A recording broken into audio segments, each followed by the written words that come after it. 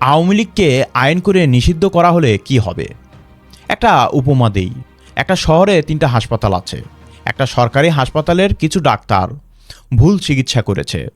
সমাধান কি হাসপাতালটাই পুড়িয়ে দেওয়া, বা পুরো হাসপাতালটাকেই তালা লাগিয়ে দেওয়া, নাকি দোষী ডাক্তারদের বিচার করা?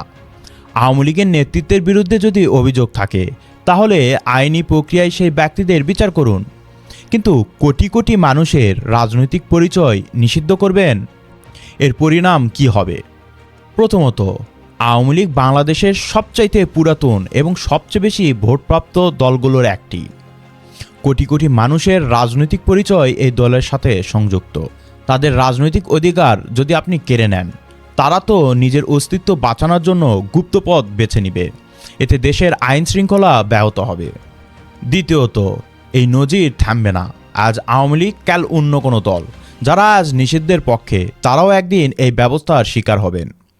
আর একই কথা টাইম ম্যাগাজিনকে দেওয়া সাক্ষাৎকারে বর্তমান প্রধানমন্ত্রী তারেক রহমান বলেছিলেন।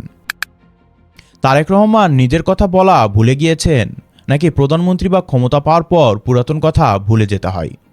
সাংবাদিক আনিস আলমগীর বলেছেন, আওয়ামী লীগকে নিষিদ্ধ করা বিএনপির জন্য আত্মঘাতী হবে।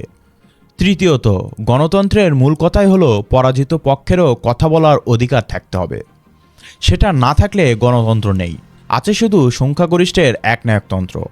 ব্যারিস্টার সুমন আন্দোলনের সময় বলেছিলেন, আপনারা আন্দোলন করছেন, কিন্তু ক্ষমতায় আসবে জামাত বিএনপি।